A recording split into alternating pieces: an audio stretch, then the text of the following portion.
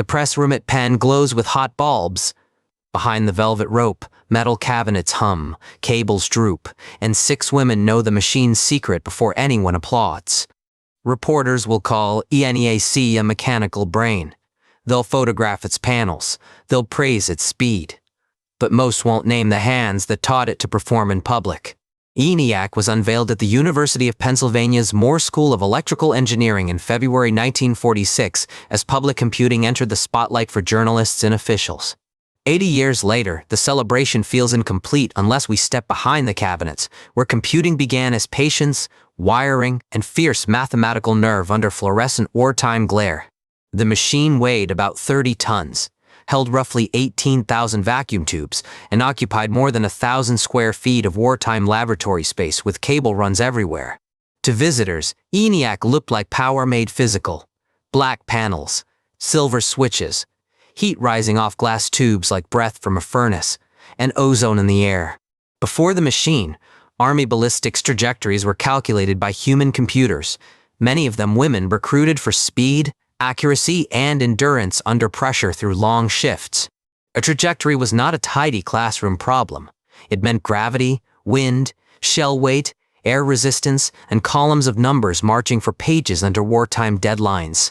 One ballistic trajectory could take about 40 hours by hand, a grinding pace during a war that demanded firing tables quickly and reliably for commanders.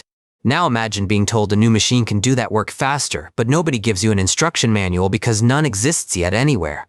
The 6 chosen programmers were Kathleen McNulty, Jean Jennings, Betty Snyder, Marlon Westkoff, Frances Belis, and Ruth Lichterman at Penn in wartime inside the Moore School. They arrived not as celebrities, but as mathematicians paid to solve problems the Army could not wait to solve, not even overnight without ceremony. In wartime language, a computer was a person, not a device, and women at Penn carried that title before electronics claimed it on payroll forms. That single word matters. When the machine inherited the name, the people who made it useful began to fade from view almost immediately. Softly. So tonight we're not starting with the machine. We're starting with the women standing beside it, overlooked in plain sight where cameras gathered. Work on ENIAC began in 1943 under John Mauchly and J. Presper Eckert, with Army funding and fierce wartime urgency inside Penn's Moore School. Hardware was glamorous because it was visible. You could point to tubes and switches. You could hear relays snap and feel heat through your shoes. Programming was stranger. It lived in diagrams, sequences, timing, cable paths, and the unanswered question, how do you command electricity with precision across metal cabinets? ENIAC was more than 1,000 times faster than earlier electromechanical computers, a leap that sounded almost impossible to contemporary observers watching live. But speed alone is a locked door. Without a method, the fastest machine in the room remains silent furniture with warmer lights against the wall. The women learned ENIAC from logic diagrams and physical inspection because modern programming courses, languages, and documentation did not exist for them at their desks. They traced circuits like detectives. They mapped accumulators, function tables, cables, and pulses until the metal maze became legible to them one unit at a time. Picture Kathleen McNulty leaning close to a panel, not intimidated by size but listening for the rhythm underneath the machinery itself in the heat. Picture Jean Jennings, summoned by telegram, boarding the Wabash at midnight, leaving Missouri because the war needed her mind immediately with one suitcase. Jean later remembered the telegram telling her to report immediately, a detail preserved in Penn's account of the ENIAC programmers years afterward. That sentence carries a whole era inside it: opportunity, emergency, and the quiet assumption that brilliant women should arrive, work, and disappear when asked. ENIAC's early assignment grew from ballistics, the mathematics of how artillery shells move through air under changing conditions in war and testing. The numbers had consequences. A table could help a gun crew aim. A delay could ripple through training, planning, and survival in the field.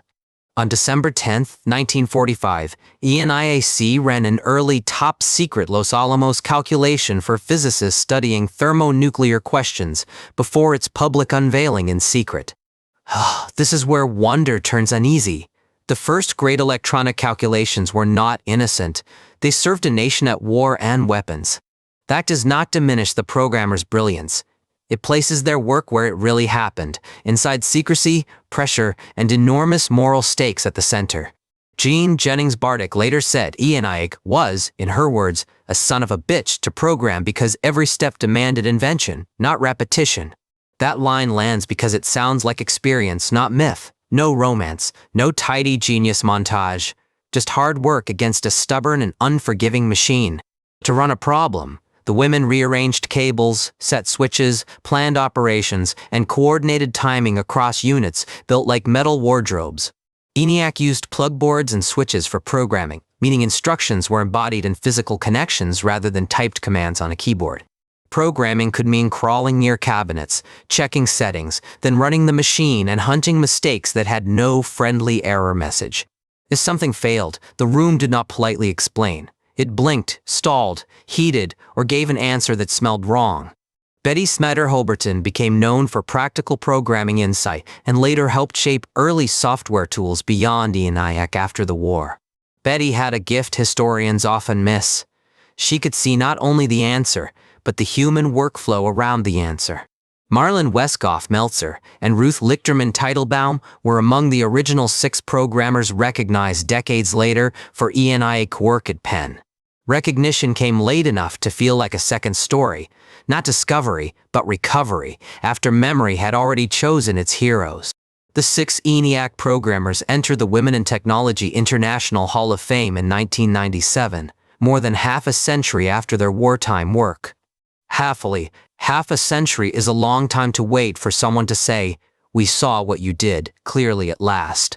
At the unveiling, the public story favored the machine and its male engineers. That was not accidental villainy. It was a culture sorting prestige. Kathy Kleeman has noted that guests at the ENIAC demonstration did not congratulate the women because they did not know their role. Think about that room. Applause rises, flashbulbs crack, men shake hands. Nearby stand the people who made the demonstration possible. They know the sequence. They know the traps. They know which cable can betray the whole calculation. Yet the spotlight slides past. Computer History Museum describes ENIAC's public unveiling as a landmark moment for electronic digital computing in 1946 at Penn. Landmarks can cast shadows. The brighter the machine appeared, the easier it became to miss the labor tucked behind it nearby. When you hear early computing stories, listen for the missing verb. Who designed? Who wired? Who tested? Who stayed late when the machine misbehaved? Penn's account emphasizes that these women were called computers before ENIAC transformed the word into the name of a machine. Language shifted, and with it, status. Hardware looked like invention. Software, before it had that name, looked like assistance instead. The original programmers included 2 Franceses, Frances Belis Spence and Frances Betty Snyder-Holberton, whose nickname helped distinguish her among colleagues. Names matter because erasure often begins with blur. 6 women become assistants. Assistants become background. Background becomes nobody at all. So say them slowly, Kathleen, Jean, Betty, Marlon, Frances, Ruth. Each name returns a person to the machine and the story. Kathleen McNulty, Mochley Antonelli was one of the original programmers and later became a key witness to ENIAC's human story. Born in Ireland and raised in America, Kathleen trained in mathematics at a time when talent did not guarantee welcome. Frances Belis and Ruth Lichterman worked in a world that praised precision, then treated their precision as ordinary because women supplied it.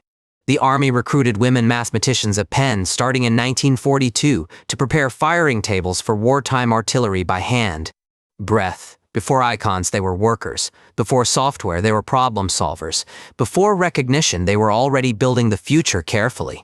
After the war, computing's public image increasingly centered on machines, laboratories, and male inventors, while programming's origins stayed muted for decades. One small correction helps. When someone says ENIAC changed computing, answer yes and ask, who taught ENIAC what to do?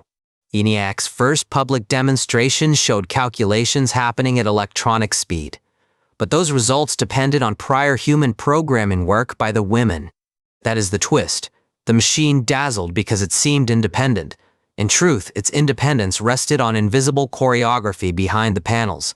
If this story hits you, a quiet like or subscription helps more listeners meet the people behind the machines. Thank you. Historians and advocates later recovered the ENIAC women's role through interviews, archival research, and public recognition efforts, including the Hall of Fame induction. Recovery is not nostalgia.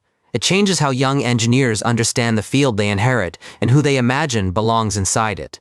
The anniversary marks 80 years since ENIAC's unveiling, making it a fitting moment to retell the story with the programmers centered. Centering them does not shrink Mauchly or Eckert. It widens the frame until the invention finally looks like the collaboration it was. The future did not arrive as a clean beam of light. It arrived hot, noisy, and hand-wired by women solving impossible instructions. So the next time a device answers instantly, remember the older miracle. 6 women teaching a room-sized machine how to think in steps. ENIAC's cabinets are quiet now, but the question they leave still hums. Who gets remembered when the future becomes ordinary to us? For history that hits, this was the story of Kathleen, Jean, Betty, Marlon, Frances, Ruth, and the wires that carried their names forward.